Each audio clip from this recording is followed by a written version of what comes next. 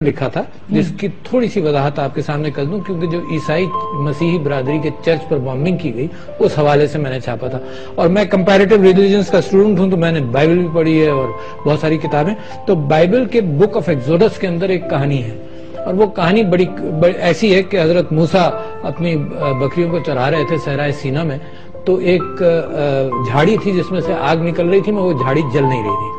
तो जब वो करीब गए तो उसमें से आवाज आई, अल्लाह ताला ने कलाम किया। हजरत मूसा से अल्लाह का कलाम भी होता था। अल्लाह ताला का कलाम आया कि मूसा, मैं इब्राहिम का खुदा हूं, इसहाक का खुदा हूं, याकूब का खुदा हूं, तुम्हारे आबा व अजदाद का खुदा हूं। तुम ये बता दो फिरौन की उम्मत को कि उनकी फरियाद अल्लाह ने सुन ली है। अच्छा, उस जगह पर सेंट कैथरीन ने एक मॉनेस्ट्री बना दी, एक चर्च बना दिया।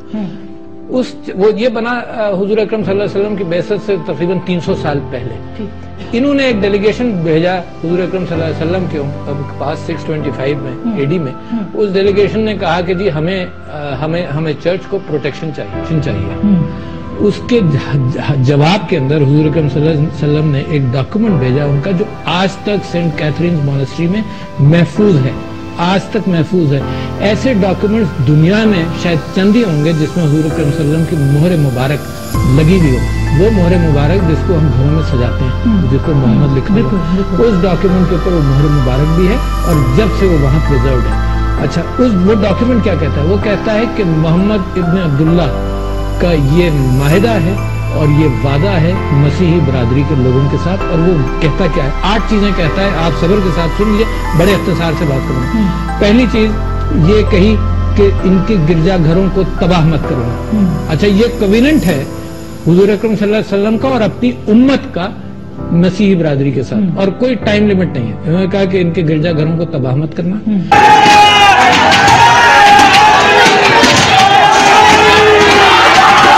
दूसरी बात इन्होंने की, इसको कंफर्म किया कि इनके गिरजाघरों को नुकसान मत पहुंचाना, दूसरा सेंटेंस। तीसरा ये है कि इनके गिरजाघरों में से कोई सामान मत ले जाना, है ना। फिर चौथा ये है कि इनके काजियों को कभी बदलना मत। अगर ये अपने यहाँ इंसाफ करना चाहते हैं तो इनको काजियों को बदलना मत, इनके पादरियों को नहीं बदलना है। फिर फरमाते हैं कि इनकी औरतों के साथ जबरदस्ती शादी नहीं करना जब तक उनकी मर्जी ना हो। ये हुजूर अकरम यार अहादीस जो है ना, वो अक़वाल हैं जो कई रावियों से गुजर कर आए हैं, कहीं 10 है, कहीं 15 है, ये तो रिटन डॉक्यूमेंट, ये तो डॉक्यूमेंट है। और ये डॉक्यूमेंट छुपा रहे किस तरह से? मैंने तो 2006 में इसके ऊपर मजमून लिखा, इसका ट्रांसलेशन भी ज़हूर अकरम साहब हैं, उन्होंने अंग्रेजी में किया था, अपनी किताब में लिखा।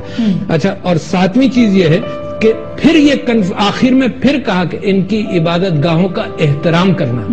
और 8वीं चीज है, ये है जो बहुत अहम है, ये माहिदा मेरा और मेरी उम्मत का मसीही बरादरी के साथ ता क़यामत है। अच्छा, इतनी बड़ी चीज, लेकिन मैं समझता हूँ कि इसका पर्चा इतनी बड़ी चीज। अच्छा, इसकी तस्वीरें भी मैंने डॉन को भेजी, डॉन अखबार ने तस्वीरें नहीं छापी, मगर ये कि मुझे मजमून मेरा छापा किसी और पैराए में था, मगर मैंने दिया। अच्छा, ये पहला माहिदा है। ठीक, दूसरा माहिदा कायदे आजम ने किया, यानी 11 अगस्त को कायदे आजम ने माहिदा किया। मतलब ये पाकिस्तान आर्गुमेंट हो। मैंने हुजूर अकरम सल्लल्लाहु अलैहि वसल्लम के अहदनामे की आपसे बात की, वो अहदनामा माहिदा नहीं है ना। उसमें सिर्फ ये वादा किया गया कि हम करेंगे ये सारी चीजें। दूसरी तरफ से कोई मुतालबा नहीं, कोई इफ्स एंड बट्स नहीं है। और उसका ये है कि ता क़यामत है। और एक चीज मैं बताना भूल गया, उसके अंदर एक सेंटेंस ये भी है कि अगर जो इसकी मुखालफत करेगा वो अपने नबी की मुखालफत कर रहा होगा, तो बहुत बड़ी बात है यार। सुने साइयां दी बस्ती दे विचों साइयां ने कुरान पाक दी बेहुरमती कीती आ। सारे मौलवी, सारे मुसलमान मताब मस्जिद दे अगे इकट्ठे होवो। तुसीं नाश्ते करन दे घरा बैठे, मुसलमानी काहदी आ तुहाडे विच? ਤੁਹਾਨੂੰ ਤਾਂ ਮਰ ਜਾਣਾ ਚਾਹੀਦਾ ਸੀਗਾ, ਸੜਕਾਂ ਬਲਾਕ ਹੋ ਜਾਣੀਆਂ ਚਾਹੀਦੀਆਂ ਸੀਗੀਆਂ। ਅਗਰ ਕਾਨੂੰਨ ਉਹਨਾਂ ਨੂੰ ਅਰੈਸਟ ਨਹੀਂ ਕਰਦਾ ਤੇ ਫਿਰ ਸਾਰੇ ਬੰਦੇ ਇਕੱਠੇ ਹੋਏ ਵੇ ਇੱਥੇ ਇhtਜਾਜ ਕਰੋ, ਔਰ ਕਾਨੂੰਨ ਦੇ ਦਾਇਰੇ ਵਿੱਚ ਰਹਿ ਕੇ ਸਾਰੇ ਇhtਜਾਜ ਕਰੋ। ਆਣ ਕੇ ਸਾਰੇ ਮੁਸਲਮਾਨ ਇਕੱਠੇ ਹੋਵੋ ਇੱਥੇ।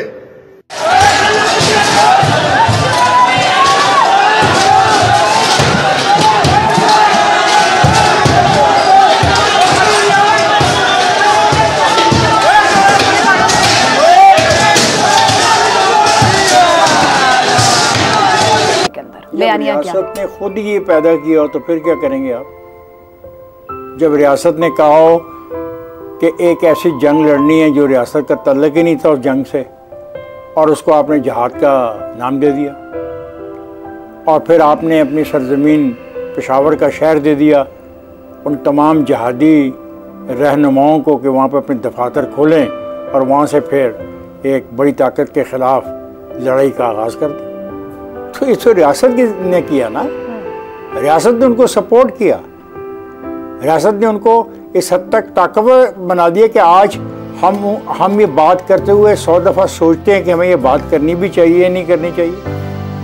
جس ملک میں ریاست لاؤڈ سپیکر کے قوانین پر عمل کرانے کی صلاحیت نہ رکھتی ہو، آپ اس ریاست سے کیا توقع کر رہے ہیں میرے دوست کہ وہ ڈنڈا چلائے گی؟ جو ریاست محض اے سی کو اس لیے ٹرانسفر کر دے کہ اے سی جو تھا اس کا تعلق ان لوگوں کے ساتھ تھا جن پہ حملہ کیا گیا، تو وہ ریاست ہے۔ اور آج ہم جو 2 دن کے بعد ہم بھی بول رہے ہیں، ہم 2 دن خاموش کیوں رہے؟ ہمیں کس نے کہا کہ چپ رہو؟ آج تو ریاست کے جو چیف آف آرمی اسٹاف ہیں انہوں نے بھی کہہ دیا کہ ناقابل قبول ہے ایسی چیزیں، اور آج تو یہ بھی کہہ دیا کہ یہ ناقابل برداشت ہے، ایسے واقعات کی کوئی گنجائش نہیں ہے۔ بھائی جب اس سے پہلے واقعات ہوئے تو آپ نے کیا ایس او پی بنایا کہ اگر ایسا واقعہ ہوگا تو کس نے کنٹرول کرنا ہے اور کیسے کنٹرول کرنا ہے؟ کیسے کنٹرول کرنے کے اس بلوائیوں کے ساتھ شامل ہو کے اس کے اندر فریق بن جانے، یا بلوائیوں سے ڈر کے پیچھے ہٹ جانے اور ان کو موقع دے دینے؟ اس کا بھی تو کوئی جواب دے۔ میں پوچھتا ہوں حکومت پنجاب سے، میں پوچھتا ہوں وفاقی حکومت سے کہ کیا ایس او پیز ہیں کہ خدا نہ خواستہ یہ واقعہ کہیں بھی ہوتا ہے، what are the S O Ps? اس کا جواب دینا پڑے گا پنجاب حکومت کو، جو خود کہہ رہی ہے کہ منصوبہ بندی کے ساتھ سب کچھ کیا گیا۔ مطلب یہ کہ انفارمیشن ان کے پاس تھی، یہ بہت بڑی بات چیف منسٹر نے کہہ دی، اس کا مطلب ان کے پاس انفارمیشن تھی۔ اور بالکل صحیح کہا منیب نے کہ جو شخص لاؤڈ سپیکر پہ اکسا رہا تھا اس کو آپ کیا سزا دے دیں گے؟ اور آپ نے پہلے کیا سزا دی؟ لاہور میں جو یوحنا آباد والا واقعہ ہوا، اس کو سزا کیا ملی؟